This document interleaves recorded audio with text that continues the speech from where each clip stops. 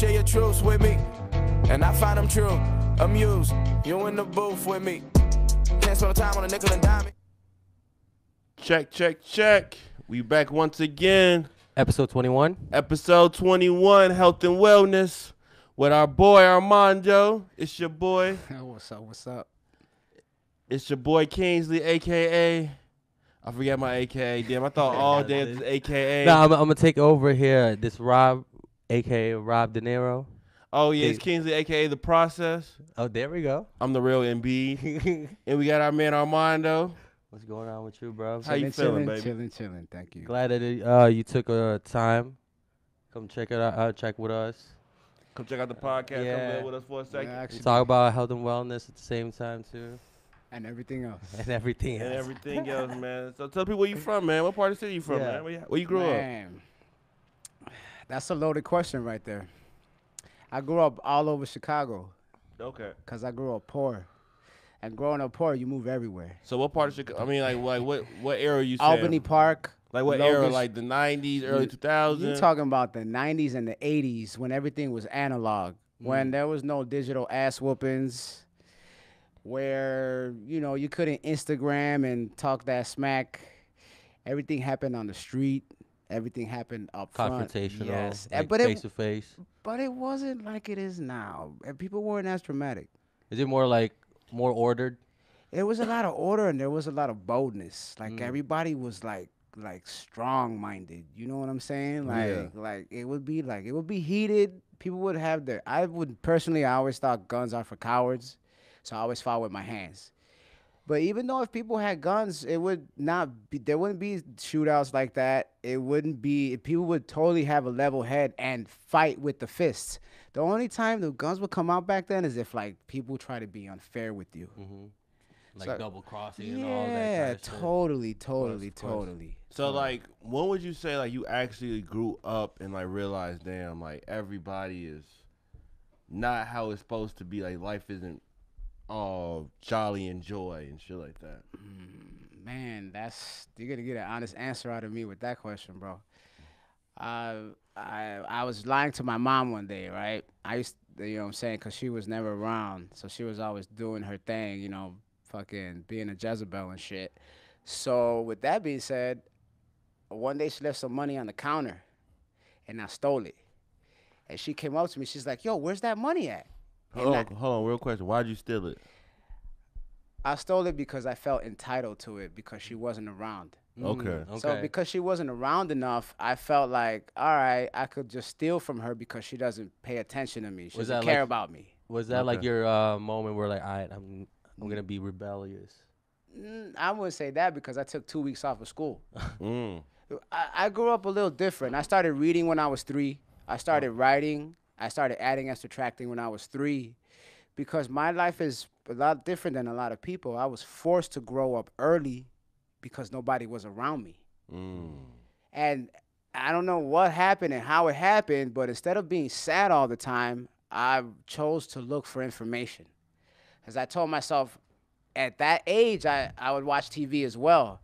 And when you see TV, these people are getting out of problems. They're thinking. They're using their thought process. Critical thinking skills. Thank you. So they're survival skills. I've observe adults on TV, and I'm like, okay, what's the main thing that they do? They're always going for knowledge, information. Like, where's this at? Where's the bag at? Where's so-and-so at? Oh, we got to do this. We got to do reconnaissance. So you would say with our generation, it's a whole lot easier to do your reconnaissance. But I feel like it's people a whole lot lazier at the same breath. Totally, because I had to go to the library. And then now it's more of like finger. Yeah. So such of a iPhone. Shout out the library, man. Yeah. Seriously, it's just like I was trying to figure out why everybody was so negative even back then. And I got into social studies. And when I got into social studies, you learn about different kingdoms and different kings, and you read different stories of how they would poison the water to make the people either kill them or make them subordinate and docile. So this has been going on for ages. So I applied the same science to the present time that I was at, and I chose to get myself out of the mind state that I was forced to have. So in the 90s, I know you grew up like I don't want to give your age out if you don't want to, because, I mean, you still look pretty young. I'm fine with that. All right, man. How old are you? Speak to other people, man. I'm 40 years old. 40 years old. A young jet, trainer, entrepreneur, vegan lifestyle, MMA fighter. Yes, sir. Mr. Everything over here. Yeah, for real. Like, this man really does it. Like, And he had seen a good good portion of his life now. Yes. You know. I also used to get physically abused growing up too. Mm-hmm. So is that what made you, like, stronger as an individual? Totally. I had to learn how to fight because of it. You know, you get hit all the time, and that's not a joke. That shit hurts. And so you're trying to figure out the most humble way how to get out of it, because that's your parent that's abusing you. And you don't have no money, you don't have a job, you don't have a car, so you have no means of transportation or No internet. or nothing, no telephone. So you can't talk to anybody, you can't go anywhere. So the best thing that I could do was take those ass whoopings and study how the way she would hit me. So, I mean, growing up and that happening, being angry, early 90s, why didn't you join the gang? I mean, gangs were like the thing. It was protection. It was family. I wasn't that dude that was like, oh, poor me. I was like, yo, that's all her. She's tweaking. Right. Like, this has got nothing to do with me. You know what I mean? Like somebody don't like me. You know what I mean? And that was that. Yeah. So I would take my pain and then I would help people out. So Even at an early age? yeah, totally. Like said, since she was dating so many different men, I would always ask them for money. And so she also knew some gentlemen who were in the game, and she was hustling too. So I was around a bunch of hustlers with money. And my uncle one day told me, he's like, you know how those guys hustle? Like, you can ask them for money. Mm-hmm. So I would always ask them for money and then save it up. So that was my thing. When did you first start hustling? That was when my hustle began. That was a turning point right there. Yeah, I was in 2nd grade. And he's like, you should save that money and put it away. And she stole that money. Yeah. But It's crazy how the cycle sometimes be, yeah, right? totally. It's You roll with those punches, I feel like. it makes you want to be sad. Yeah, but like at that time too, like, man, I don't have the luxury to being sad. Thank you. I was just thinking You that. know? Yeah. It's just like you're either like in a library or in your house. You're in the Totally. library, you're in your house, Or- you're not gangbang. Yeah. Were you with the Puerto Ricans? Oh, heck yeah, man. Hell yeah, bro. I used to kick it with the folks, the people. I knew all the gangbangers. I knew cops. I mean, because I was not in a gang. So I had the diplomacy of being able to go, as you would say, across any border I wanted to, Right. without any repercussions. Damn.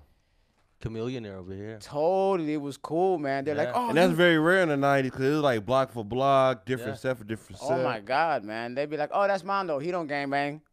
Oh, that's Mondo. He don't gangbang. And I'd be like, nope. And they'd like, tell them what you think about gangbanging. This is why they would like me. And I would tell them, because I think gangbanging is for dummies. And they'd be like, see, he's not scared. And I'd just be like, but me just being innocent, I wasn't thinking fear. I was just thinking honesty. But with them, they were like, man, he's not scared of us. Like, wow. Like, so I was like, oh, okay. Like, I wasn't even thinking about that, but that's an interesting perspective to have, because that means that they're willing to beat somebody up for being afraid of them. And the fact that I would tell them that, like, I would say, like, guns are for cowards. Why don't y'all fight one-on-one? Yo, that sound like a dare program. Yeah, like just criticizing the shit out of them. And they would laugh at me, man. They found it humorous. Damn. Yeah, and I would always get a pass. And they always had my back. Okay, so you graduate, high school over with. What you end up doing? How'd you end up transitioning? Well, I didn't graduate high school because I missed 96 days. I had 3.25 credits in my junior year. And then my mom said, Wait, say that again? 3.25 credits in my junior year. So the side story to that is I was so cool with the disciplinary office that they never kicked me out. Oh. Damn. Yeah, because I would be honest with them. They'd be like, "Are you high?" I'd be like, "Yeah." Yeah, I think lying is for cowards, man. I can't be a coward. I'm sorry. And they'd be like, "Go sit Stand up over there, guy. Mr. Cruz." You know, so that was that. Good Reggie Blunt. Yeah, no, we knew the older guys. Mm. Yeah, I Would knew. this be the drill era now? For everybody who listens to this on like streaming platforms, y'all can see Armando's eyes when I said good Reggie Blunt. He's like, nah, bro, not at all. Never, bro. The older guy. We would totally talk to the older dudes. I was always talking to the older dudes because my uncles were all leaders of gangs, so they were always plugged. So I always knew to go to the OGs. The OGs always had the best everything. And they would always give you the best price because they're OGs. So these dudes I would like show up to their crib and knock on their door. They didn't even know me. And I'd be like, "Yeah, your brother sent me." And I don't give a fuck. "Who are you? You know my mom's here? I shall beat your ass, shorty." And I'd be like, "I came by myself. Nobody knows. I just let them know the skill." You know what I'm saying? Like, I know how it works. And they would look at me and laugh. Like, damn. I'm like, and they'd be like, "Hold on a second." And be like, "Here, you cool." They'd be like, "You cool, man. You know the game. You want to sell?" I'd be like, "Nah, man. Too much profiling going on around here. I just want to smoke." So they were like, "Cool." Okay. So how did you get in the hospitality industry, man? How did that come about? Yeah, I'm curious about these stories because I know you got mad stories. Because like, what part of the city did you work in when you did work in the hospitality industry, and what year was this? I worked in Andersonville, but what got me into it was all the abuse that I went through. All the kids on my block, one day, like my homie had a bunch of bruises. Because I didn't see him until I told him I just got my ass whooped.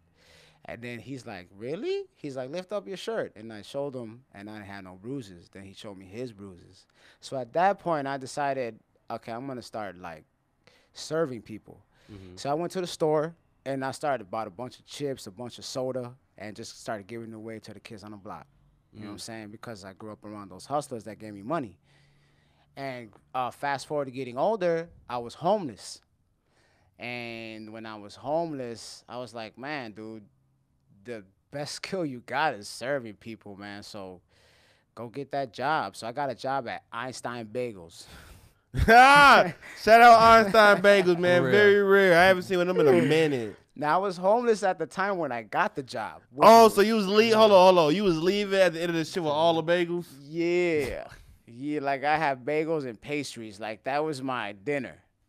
Like bagels and pastries. Then I got a job at the airport. O'Hare? Which one? O'Hare Airport in Terminal 3. Okay. I used to work at Terminal 2, but that was a long time ago. But keep going. And that was my first time, like, you know, being around a bunch of free food like that. Yeah. No, that's real. That's real. So I was just eating, you know what I'm saying? I was taking a lot of food home and then hustling, like talking to the girls at the candy shops and like hustling cashews and shit. So I mean, I was, you know, I had was a plug grinding. at Cinnabon. I worked at a Terminal Cinnabon 2. too. Oh, I for worked in real? O'Hare Airport for a few years. I worked at Cinnabon. I worked at the Great American Bagel, and I worked at Mrs. Fields Cookies. So you was getting the check and laying dick in the airport probably too. I wasn't fucking none of those girls, cause that's too much drama. You know what I'm saying? Like they were rookies. That like for real. I don't like dealing with that shit. You know. So when did you transition to like, all right, I gotta go to a bigger and better establishment. Yeah. I can't be in O'Hare no more, man. Well, because I started surmising that based on my paycheck, I wouldn't be able to survive because I was working at another place and my rent was $250 and I was only getting paid $400 a month out that job. So as I started getting older, I started looking at the rent and I was like, I cannot make any less than $500 a week. So if I have to get 2 jobs, I'm going to get 2 jobs. Or if I have to work 40, 60 hours a week, then that's what I'm going to do. So I could live comfortably because I would rather work hard than, you know, be lazy because I grew up on the block. Just sitting there 16 hours a day, not getting paid $1. So having that experience, I've weighed the pros and cons. And obviously, if I'm going to, you know, You might as well just take a risk and do it in your own way. Yeah, well, if I'm putting a lot of physical energy on the block, I should put physical energy into securing a home Of course. and securing some capital for my future, because my parents aren't around, my family ain't around, my homies ain't giving me no knowledge, nobody's building with me, and I'm a knowledge seeker. Yeah, ever since I known you, you have always dropped knowledge on me. You have always gave me information, told me different things to help me better myself in my life and my situation. And to hear some of the stuff you're telling me now, like, for you to make $400 in a month, shit. When I met you, you ain't Steve. Know you now. You're not even working. Like, you work for yourself. Like, Right. To even think that, like, you came a long way. But I won't get too much into like where you're at now. But the spiel from like in your early 20s to right now is crazy. We didn't even get to like you working in higher class restaurants. You even get into like fighting yet? Like, Talk about your restaurant gigs. Like, The restaurant experience was great because I watched my grandma cook, and my uncles were cooks, so they got me to the restaurant business. So I worked in the bagel spots, the shitty places, right. and I had 33 different jobs before I started working in fine dining. And I was like, this is all low quality. You know, I've got all this knowledge from all these places. They're mundane. I want to go to somewhere difficult. So I got a job at this place called Nick's Fish Market. And that's the first job where I walked in and everybody had tuxedos on wearing cummerbunds. And I was like, yo, what? I'll never get a job here. And I got a job busting tables. And I'm thinking, like, everybody's going to speak prim and proper. You know, my coworkers are going to be like, yes, let's do this. And as soon as I got into, like, the busser pit and I was doing the butters for the first time, like, you have to, like, situate the butters on a plate and then set up the roses. And they were like, if you don't fucking do that shit fast, we're going to fire your bitch ass. I was like, what? Yeah, hospitality is crazy. I was like, yo. Rob, you used to be a busser, right? Yeah, I used to, and then at the same time. What was your job? Was your job description something similar to that? Yeah, close. I mean, pretty much the same thing, you know. I've seen a chef where, like, the fucking salmon isn't properly cooked. Throw that shit away. Yeah.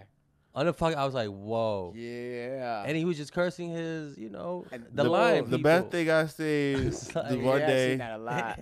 Best thing I seen one day before I left my job, it was this dude. And he was cool. He was like, folks just got fired. And I'm like, all right, let me go holler at him. And he was like, man, they just tweaking on me, G, da-da-da-da. And I'm like, man, why y'all tweaking on folks? I go to the office, like, why y'all tweaking on folks? And they're like, hey, you gotta watch this video. And all it is a video, and it's time to say 11:55. Then I see a ticket coming at 11:56. They obviously see dude grab a pen and throw it at the camera. It says, fuck this shit. Oh. Nah. I watched the dude get fired over a chicken breast. Oh, what? I believe that. That shit was, That's he's like, he told the chef, why do you get to eat better than us? I'm making me a chicken breast. Man, chef took that shit, threw it across the fucking kitchen, and kicked dude out. I ain't never out seen. of my kitchen. But the knowledge part comes in is watching everybody's negative attitudes and the immaturity. That's true. And how That's they very true. react to pressure, especially when those tickets just keep pumping and pumping. Right. Well, it's not High pressure situation. It's not necessarily that. It's that you notice that people don't value their jobs. Yeah. So they're getting paid really well, and they're not performing at the rate that they're supposed to because they're getting paid well. So they have such a high skill level that they feel like, well, this job needs me. And it's like, no, you need that job because somebody else who has a high skill level like you is going to come along and just fill the position. I feel like some people have a job because it's easy. You just go in there, punch the clock. It's repetitive. Totally. End out. Totally. That's your end all be all, and that's like how you're gonna end your whole thing. And I have a problem with some people like who have a job and that's your whole hustle, but it's like, nah, man, you got to be able to give back to the world, give back to the community. Totally. At least, but I mean, you're not entitled. You don't have to, but I mean, you at least have that in you, because like, I mean, you being able to hear, see, and breathe every day. At least get something back. With that perspective, I noticed that there was a lack of community in the jobs because you have all these people making a salary and they should come together and start their own business. That's the one of the many things, but I would say that one of the most standouts that caught my attention was the fact that everybody was complaining about being broke and poor, but they weren't talking about starting a business together. Mm. That shit blew my fucking mind. Period. I was shell shocked. So I would stand in the corner of the kitchen and watch everybody interact with each other.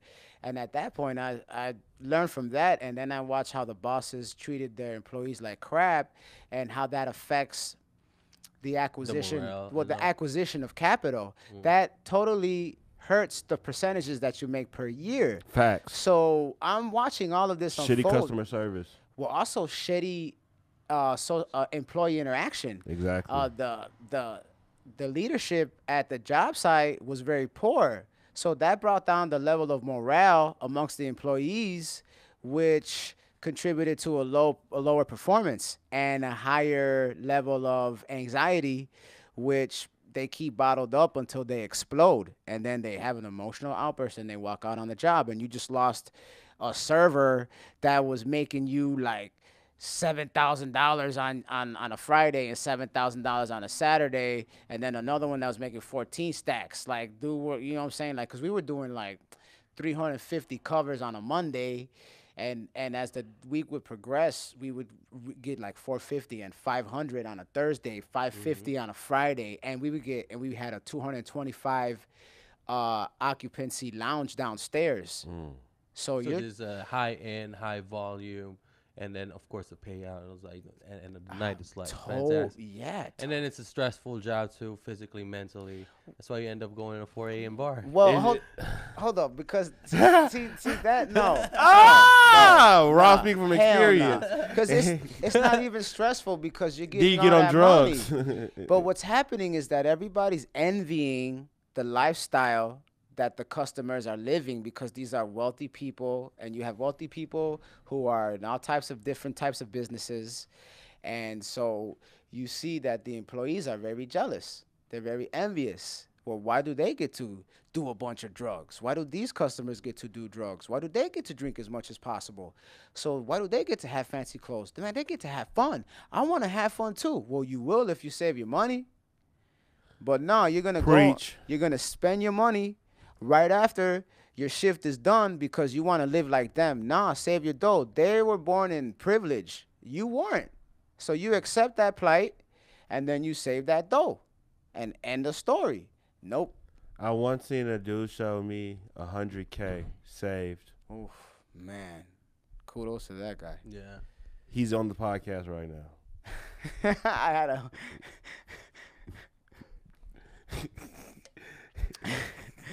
Are you not going to talk? No, well, now because I'm so real, I'm like, I laugh inside at how real I am. Everybody else finds it uncomfortable. I don't.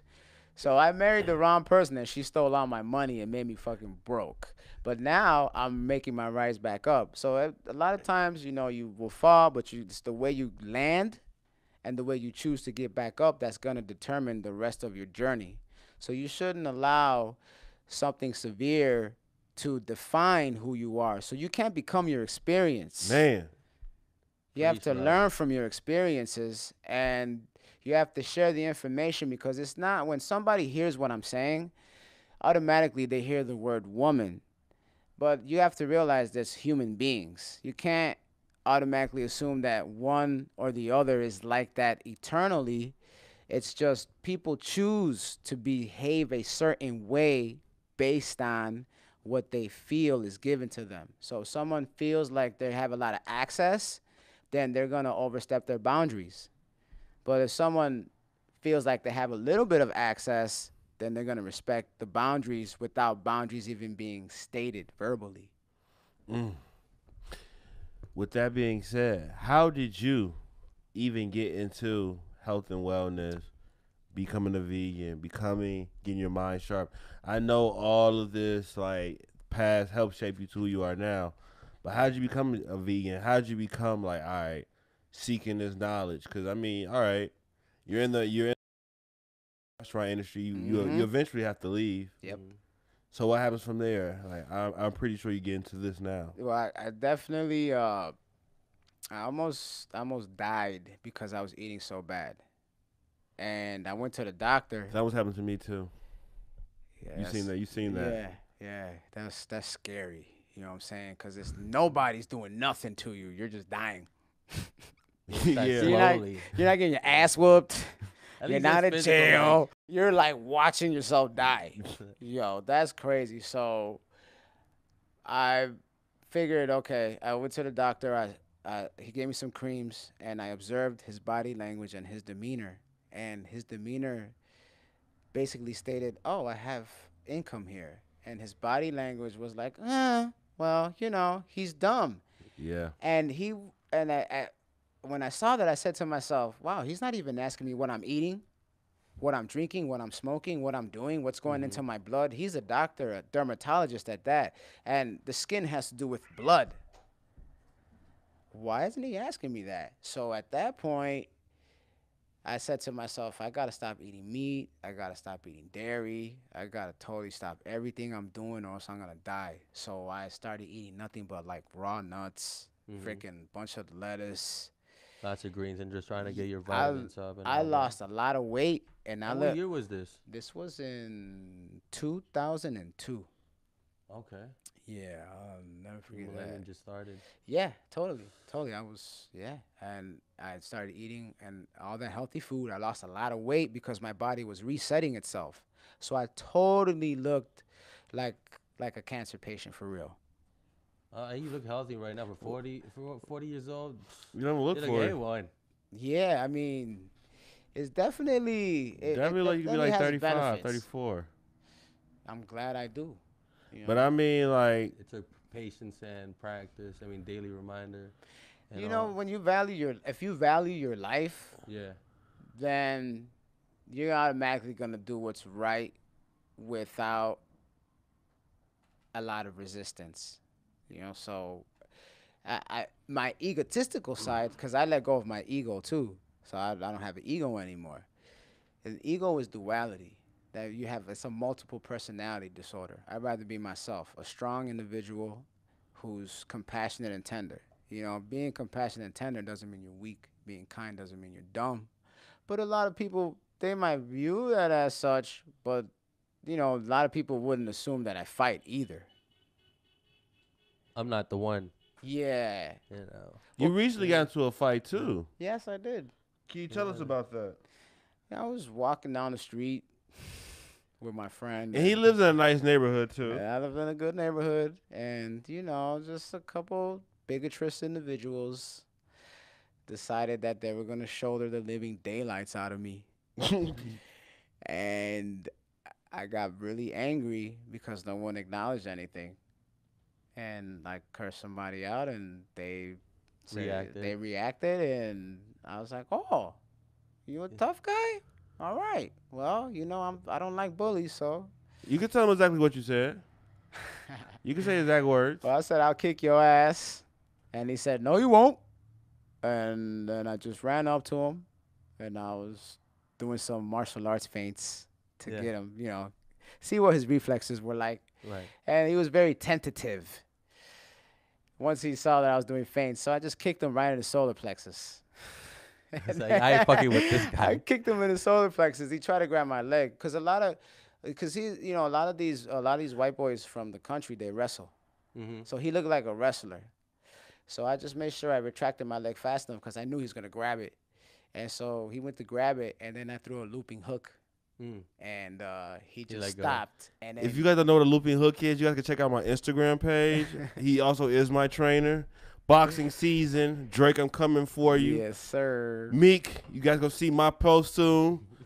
Yeah, Bumblebee, the Nigerian Ali, the Nigerian Tyson. So much coming this summer. Mouth Sauce Radio, baby. But yeah. In not so many words, I said fuck racism. And No, say like what you said. I said fuck white people. Sorry, Jake. We love you. And my wife is white, so that makes a difference. See? Yes. and- See? He's awesome. And I'm half black and half white. So you got a problem with it. You got to talk to my ancestors about that shit. Thank you. So fucking, I was like, fuck white people. And it's funny to see the look on a white person's face because I'm half white, right? So they're just looking at me like, you're Hispanic. I'm like, if you only knew. If you only knew. But, it was like, they were like, why? But why though? Why? I'm like, y'all just shouldered the living fuck out of me and treated me like a peasant. That's why. You entitled fuckers. You know, so I just went home. That happened today on the way to the podcast. Somebody hit me with their bike. Uh-huh. And kind of proceed to curse me out. Armando would not let that happen today. No. Not tonight. Not tonight. No. The guy was so scared. You were in traffic. Like, I'll beat your ass right now. The guy was like, oh, shit. Get the pedaling down Lake Street. You got the wrong guy, buddy. Yeah, and I don't like bullies either. You know what I'm saying? Like, I can't stand bullies. And what got me into that was, speaking of which, when I was a little kid, there was a little white boy walking with his brother, and I slapped him in the face with some shaving cream. But he started crying, and he looked at his brother and said, why? And at that point, I was like, damn, that shit hit me so hard. Like, I took off my shirt, wiped his face, and walked him home. Because I was like, that shit, dude, I broke his heart. So I was like, I know what it's like to have your heart broken. That's you know true. what I'm saying? So I was like, wow. Like, you hit home, bro. Bro, that shit hit home so hard, bro. Then you had to walk him home. Yeah, I walked him home, bro. I was like, y'all ain't messing with this one. Y'all ain't messing with him. You know what I'm saying? That's one of mine now. Yeah, exactly. So I'm not a hateful person. His reaction showed me that this is a good person. Why did I even do that to him? So at that point, I decided, all right, you can't go picking on people. You should protect them. And so I decided to be protective. And that all ties in with business and getting all my jobs in the service industry, because you have to develop critical thinking skills. Working in an industry like that is not as easy as people think it is. You really got to know what people do before they even do it. So empathy, developing the skill of empathy is the highest priority when you're working in the service industry. Do you think that helped you out as becoming a personal trainer and a life coach now? Totally. Because you got to put yourself in their shoes. Yeah. Point, I mean, like, working in the service industry, I became an alcoholic. I became a fucking cokehead. And, I was a fucking straight up hoe. You know what I'm saying? So I got sucked into that whole lifestyle. And I was like, B, you said you would never be like this. You are like this now. You cokehead, hoe-ass motherfucker. So I was like, okay, where's Armando at? Because I lost myself. Because, I was being more attached to my ego. And when you're more attached to your ego, you follow the crowd. And when you follow the crowd, you don't become, in a sense, an independent thinker who wants to strive and start his own business. So at that point, I took myself out of that whole mindset of wanting to be a part of the crowd, because I noticed property value was getting higher in the area. And the thing that hit me the hardest was that these gangbangers didn't know that the gangbanging was causing the property value to depreciate. So you would have a lot of, now this is where classism comes into play, because classism is international. So now you have a lot of upper class individuals from all across the board buying up all the property and raising the rent. And so your 3-bedroom apartment that was 1,000 square feet, that was $450 a month, automatically jumps up to 1,000. Easy. Exactly. And now, mind you, you have a $7.50 an hour job. You can afford an apartment that's $450, but then the rent jumps up to 1,000. Now you got to make $500 a week. That's true.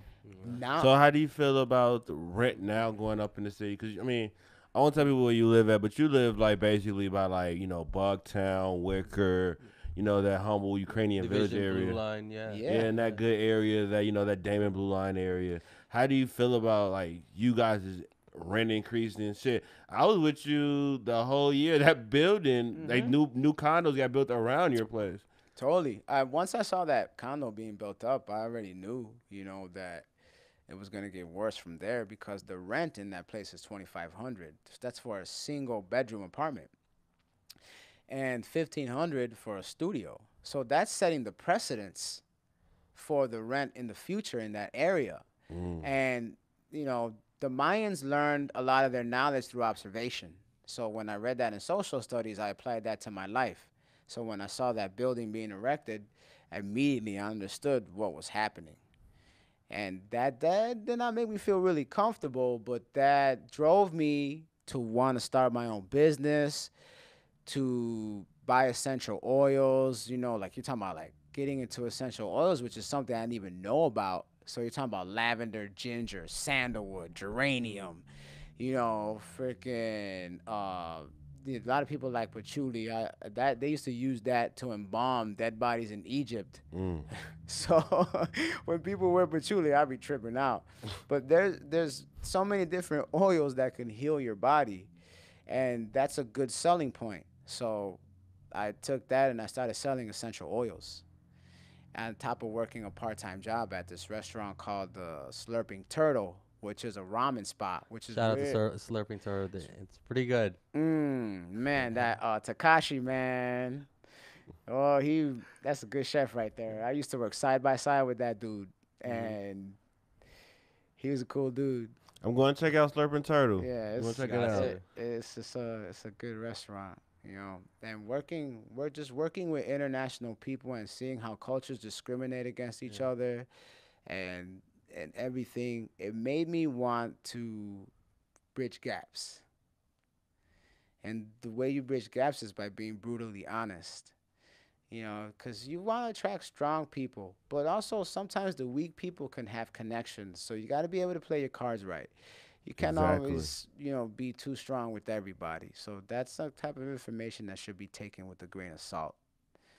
And sometimes you can't always talk with like that bold ass voice. Sometimes people want to be spoken softly too. Because a lot of Talk to me nicely or don't talk to me at all. yeah, right. A lot of people have egos. So if you don't have an ego, then the best way to communicate with people who have egos is to respect their boundaries. Even though their boundaries can be petty. Facts. So with that being said, I'm gonna ask you a couple things before we wrap this up about how people can stay healthy. You know what I'm saying? So like, if you had like you say you had a common cold and you don't have health insurance, Yeah. what would you recommend for some people to do? Herbs have been around for thousands of years. So a lot of the herbs and spices that you put on your food actually have a high mineral content. They have high amino acid content. Then they have a high vitamin content. And if you actually go to a website that sells spices, they'll tell you that there's vitamin K, vitamin A, B, C, D, and all of the above. So you're talking about ginger is an anti-inflammatory, and it's also a natural antibiotic. Oregano plays the same role if you have mouth infections. Thyme is really good if you have any type of topical infections. So you can actually boil. What's a topical infection? Topical infection is an infection on top of your skin. Okay. Like Any bumps and bruises, that kind of things. rashes, Yeah. acne, and you can also take those internally as well, which they'll help purge your body of a lot of toxins. And the way I got into that again is because when you're on the brink of death, it's like you got to learn what's right as opposed to what's being forced on you. And so I look at all the elders from where I'm from, my grandmother, who's Puerto Rican, and all she ever used was herbs to heal. So I come from a generation of natural healers. And cayenne pepper is good for increase of blood circulation. It'll purge your body of mucus. So if you have a lot of congestion, even though the cayenne pepper will be spicy, it's gonna purge your body. Turmeric is an antidepressant, but it also has a purging effect as well. And you're not talking about like making you vomit. So how are you doing? Are you boiling these with water or? I just mix it with water because you can ingest the herbs by themselves, And when you look at the African culture as well, natural. Before they were invaded, everything they did was on a natural level. And if you look, they still predominantly live by that lifestyle today. A lot of the tribal Africans, and I'm Puerto Rican, so we're very tribal. We grew up on an island. We didn't have advanced so-called advanced medicine, but our life expectancy was always Yeah, due very to the long. food that we eat and consume, and the teas, of course, and just a way of living of being exposed to the sun all the time. You know, you're always moving. Yeah. You're not in a couch potato all Well, the there's time. there's no meat on an island. Yeah. Okay, Yeah, but so- also a good example, your bones. You always tell me if you don't work out or you certain bones, certain muscles, they will deteriorate. Yeah, your ligaments. Your ligaments is what helps. Like your shoulder rod. Yeah. Yeah, your ligaments is what helps keep your bones together. So if you have a bad ligament, then your mobility in your arm is going to be very limited, and it's going to be excruciatingly painful, and you're also going to have to be careful for no reason. So if you're eating a lot of dead food, which is what we call meat, and I do eat meat once in a while, but that's out of habit. But the meat is just, it has the what the cow is eating is what you're getting. So it's eating a bunch of herbs and grass and vegetables. So why not just eat that? You know what I'm saying? Because Just that, removing the yeah, red you're meat from the removing equation. the death from the equation, and I know this from experience. And one thing is you're absorbing the anxiety and the depression that that animal has because that animal's being injected with steroids, too, and antibiotics, and eating a lot of soy, which increases estrogen. But also, it's getting tortured before it dies, so it releases adrenaline, and that's a fearful adrenaline. And then you look at people in society, you have to see that they have a lot of anxiety, and anything that disagrees with their view of reality, they become very angry and irate. So when you look at that, the pros and cons have to do, it's what they're absorbing in their body because that's energy. And when you look at science, science says that the brain has enough energy to generate a city for 10 days, which is 250,000 kilowatts. Then the power of the brain. So if you Yeah. if you on the, if you looking if you want to weigh that, then what's gonna give you life? The fruits and vegetables and the nuts and the seeds and all that. And that's what's gonna make you healthier. Even though it's expensive, you got to look at what you're doing. So if you can't afford to smoke weed and you can't afford to drink and you can't afford to go to a bar, You can definitely afford to make yourself healthy. right? Because a lot of people can't afford to do that. Mm-hmm. You know, they can't. That's why I was just saying that because they can't. So, but they 'Cause still do a it. lot of them live in food deserts too. Yeah, but they still do it though. They still, A lot of them don't have access to good food either. or they willfully poison themselves and they go out to get the poison. That's my point. They don't go out and get the antidote. That's true. You know, so because they. So how do you feel about weed in this day and era now? I think I mean weed has been around for thousands of years, and we all know that, and it wasn't as taboo in those ancient societies as it is now, but it's always been a healing plant. It has supposedly it has 48 amino acids, proteins, and if you consume it without smoking it, it has been scientifically proven to help with bone fractures. So you can eat it whole. Yes, totally 100%. Mix it with like your fruits or anything, Yeah. or your nuts. So Chop so one so you'll guy. eat so you'll eat a gram of weed. right now. I mean, Can I have a gram? yeah, I'll eat Can I have it a gram? right now. Give me a gram. I would eat that right now.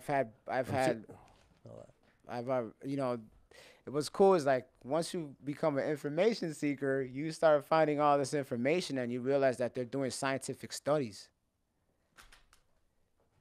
Right now, we're about to see him eat the gram of weed. Dun, dun. Done. When did you start eating weed? Like 2 years ago.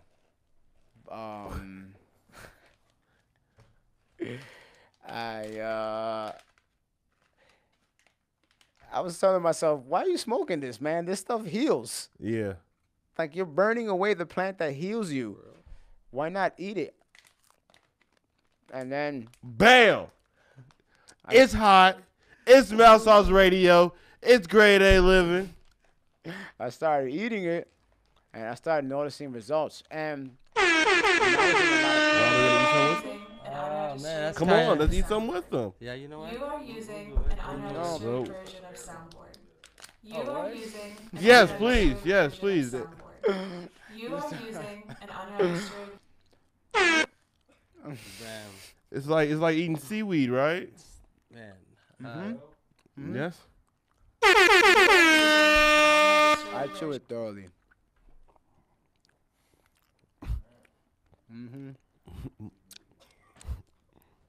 Yep. Yeah. And that was that was the episode of the podcast today, guys. Thank you. It's your boy Kingsley, aka The Process. It's your boy Rob, aka Rob De Niro. Oh man, it's not bad. It's not bad. It's No, interesting. you gotta Very like, tasty. it kind of reminds me of. Thank you, brother. It's my boy Armando. Armando, appreciate Mastermind it. Life Consultant, Armando Cruz. Nice to meet everybody. And what's your Instagram name? It's Mastermind Life Consultant at Instagram. Thank you. Thank you. Thank you. Thank you. Whoa.